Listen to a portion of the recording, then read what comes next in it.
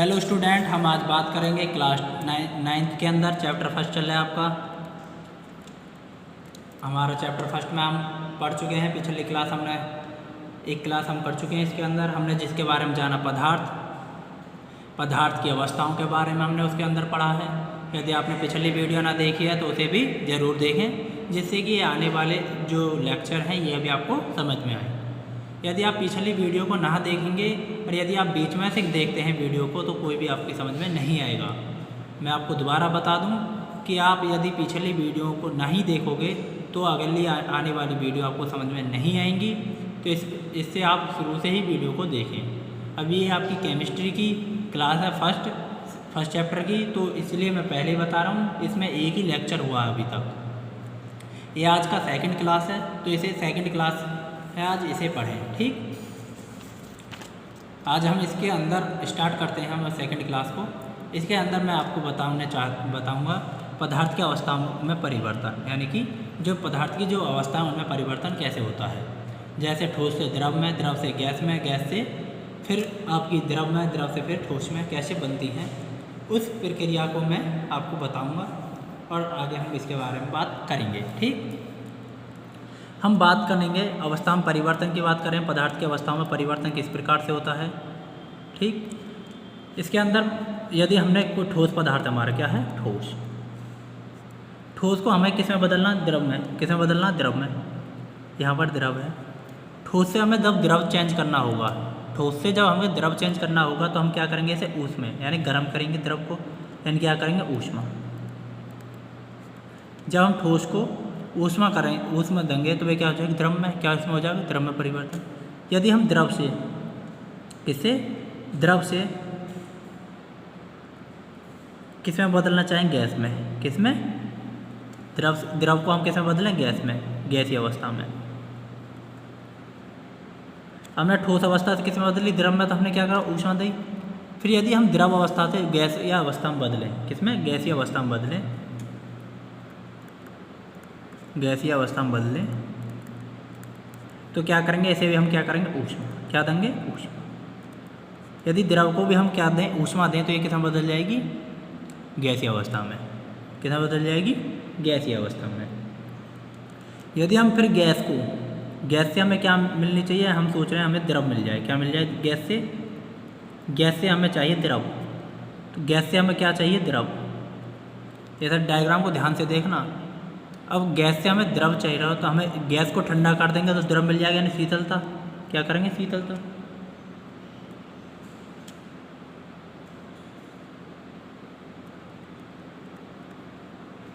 ठीक, क्या कर दें, शीतल कर दें, यानी ठंडा कर दें। गैस को ठंडा करेंगे तो क्या मिल जाएगी, द्रव मिल जाएगा हमें। ध्यान से देखना। और यदि हम कहें द्रव से हमें ठोस में बदलना है, क्या करना है, द्रव से हमें ठोस में बदलना है। द्रव है, उसे हमें ठोस में बदलना, तो हम क्या करें, और ठंडा कर दें उसे, शीतल।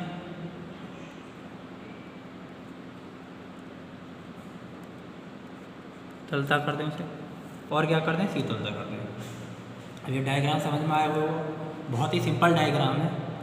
ठोस से हमें द्रव चाहिए, तो हमने ऊष्मा दी।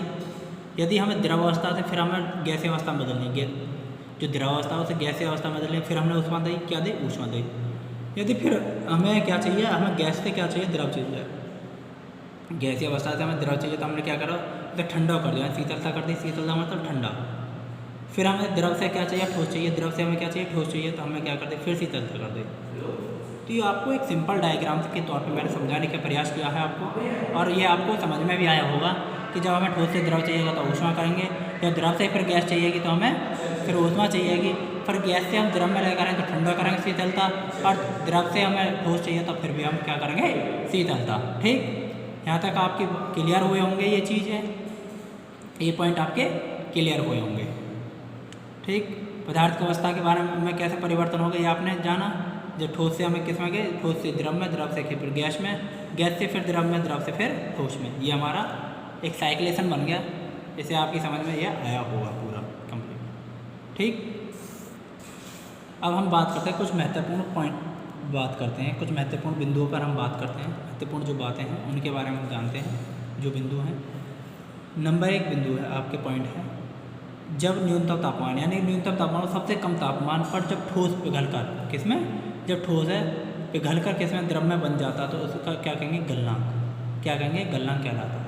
जैसे आप बर्फ़ को जब 0 डिग्री सेल्सियस पे लेकर कितने पर, 0 डिग्री सेल्सियस पे, तो वे पानी में क्या बदलने लगेगी, पानी में परिवर्तित होने लगेगी।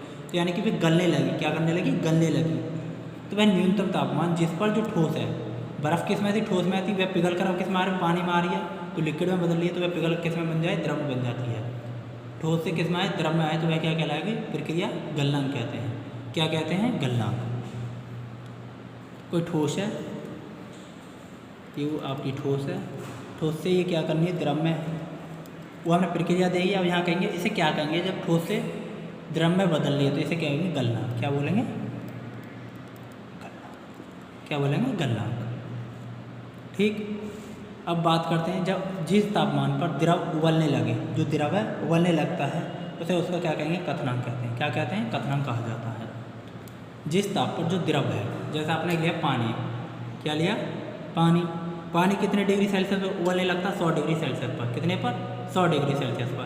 तो एक उसका क्या होगा, कथनांक। यानी कि आपने वाटर लिया, जल यानी कि जल लिया, इसे जब तक 100 डिग्री तापमान किया आपने, कितना, 100 डिग्री टेम्परेचर, 100 डिग्री सेल्सियस पर ये क्या कर होगा, उबलने लगेगा। क्या करने लगेगा, उबल लेगा। ठीक। तो जिस तापमान पर द्रव क्या होगा, द्रव क्या है, जल है, उबलने लगता है, तो उसे प्रक्रिया क्या कहेंगे, कथनांक। ये जो इतने 100 डिग्री सेल्सियस पर उबल लो, इसे क्या करेंगे, कथनांक। अब पता पड़ी कथनांक किसे कहते हैं, जब कोई द्रव उबलने लगे, जब कोई द्रव उबलने लगे उसको क्या कहेंगे, कथनांक कहेंगे। क्या कहेंगे, कथनांक। और जब कोई ठोस पिघलने लगे तो उसे क्या बोलेंगे, गलनांक। यानी गलना, ठोस है तो गल के ही तो द्रव में बदला, तो उसे क्या है, गलनांक। कथनांक का मतलब उबलना, कोई भी। ठीक। अब यहाँ देखिए, वायुमंडलीय दाब, यानी कि वायुमंडलीय दाब पर, वायुमंडलीय दाब पर बर्फ़ का जो गलनांक होता है, क्या होता है, बर्फ़ का जो गलनांक होता है वह कितना होता है, 0 डिग्री। अभी बात करी हमने, कितना होता है, 0 डिग्री। बर्फ़ का जो ठोस है, यानी कि हमने बर्फ़ ली तो उसका गलनांक कितना होता है, 0 डिग्री। और जल का जो कथनांक होता है, यानी कितने डिग्री पर उबलने लगेगा, 100 डिग्री पर, 100 डिग्री सेल्सियस पर वे उबलने लगेगा। 100 डिग्री सेल्सियस पर क्या होगा, वे उबलने लगेगा। ठीक। जल जो है 100 डिग्री सेल्सियस पर उबलने लगेगा, तो वह क्या होगा, इसका कथनांक। ये बात समझ में आई, यहाँ तक क्लियर हुए, साइक्लेशन समझ में आयो, और कुछ बातों के बारे में पता पड़ी जो बातें थी। जब कोई वस्तु पिघलने लगेगी, ठोस जब पिघलने लगे तो गलनांक, जब कोई द्रव उबलने लगे तो कथनांक। ठीक। इतनी बात समझ में आई। बर्फ़ का गलनांक कितना होता है, 0 डिग्री सेल्सियस। कितना होता है, 0 डिग्री सेल्सियस। और जल का कथनांक कितना होता है, 100 डिग्री सेल्सियस। कितना होता है, 100 डिग्री सेल्सियस। इतना क्लियर। अब बात करते हैं तापमान का मात्रक, यानी कि तापमान का जो मात्रक क्या होता है उसके बारे में हम जानते हैं। ओके। तापमान का मात्रक क्या होता है, इसके बारे में जानें।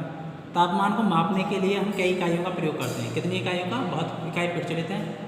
उसमें आपकी सेल्सियस है, फ़ारेनहाइट है, केल्विन है, ठीक, और आदि।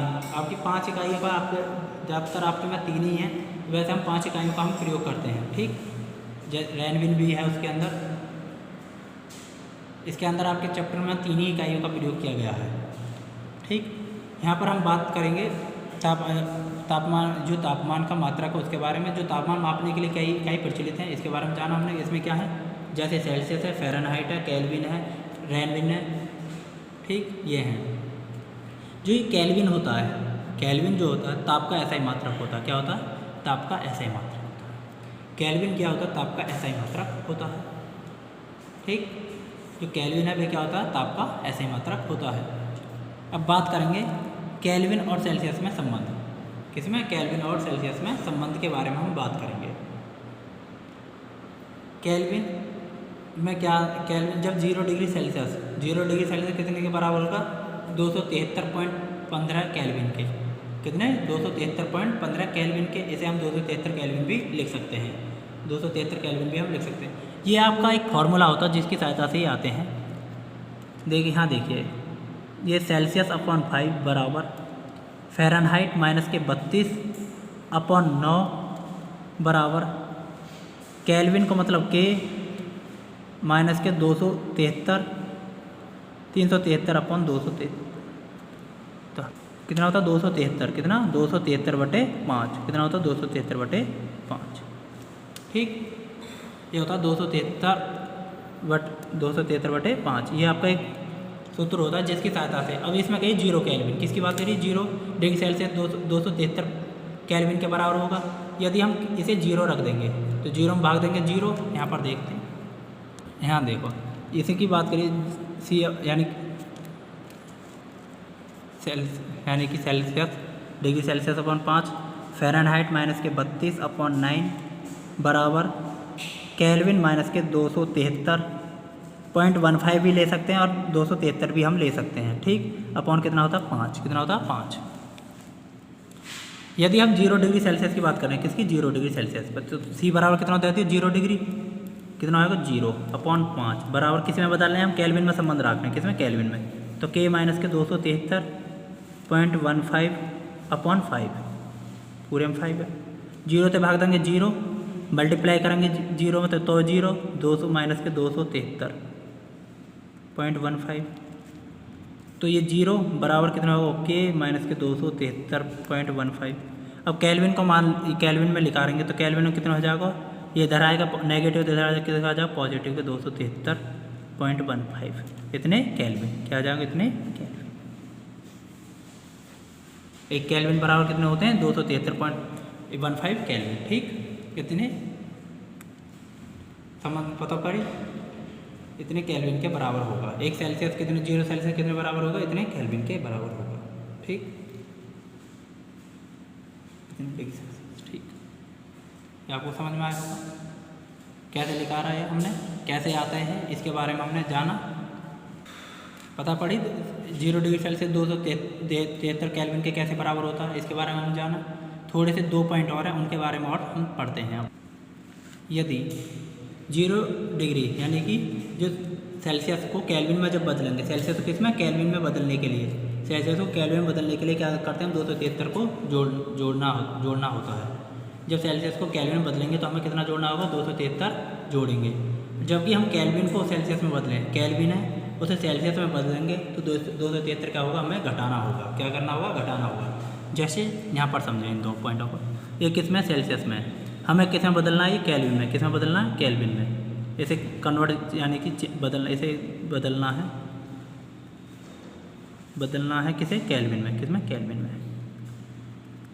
अब इसे 224 डिग्री सेल्सियस को किस में बदलना, केल्विन में बदलना, तो क्या करेंगे 224 प्लस के कितना जोड़ देंगे 273, कितना जोड़ देंगे 273, तो ये कितना हो जाएगा 4 3 7 9 और 297 केल्विन, किस में आ जाएगा 297 केल्विन, ठीक। यहाँ पर केल्विन दिया, इसे बदलना किस में, बदलना है सेल्सियस में, किस में सेल्सियस में, डिग्री सेल्सियस में, किस में बदलना डिग्री सेल्सियस में। डिग्री सेल्सियस में बदलेंगे तो इसमें से क्या घटा देंगे 273 क्या करेंगे घटा देंगे, 500 में 273 हमको घटा देंगे। तो यहाँ पर लेकर आएंगे, यहाँ दही आ जाएगी 10 में 3 गए तो 7, यहाँ बचे 9 में 2 गए तो 9 में से 7 गए तो 2, और यहाँ बचे 4 में 2 गए तो 2, इतने डिग्री सेल्सियस। इस प्रकार से हम बदलते हैं, इस प्रकार से हम क्या करते हैं बदलते हैं, ठीक। कुछ मैं बदलने के लिए कुछ आपको क्वेश्चन देता हूँ, उन्हें आपको करने हैं, ठीक। हाँ, ये आपको करने हैं ये क्वेश्चन, ये आपके जो डिग्री में है ये आप किस में बदलने हैं केल्विन में, ये किस में बदलने हैं आपको चेंज करने हैं तीनों के तीनों केल्विन में, ठीक। ये केल्विन के तीनों हैं, ये आपको तीनों के तीनों किस में बदलने हैं डिग्री सेल्सियस में, किस में बदलने हैं तीनों आपको डिग्री सेल्सियस में, ठीक। ओके, यदि कोई समझ में ना आई है तो आप कॉलेज में आकर मुझसे जो भी चीज़ें वे पूछ सकते हैं। Okay, thank you.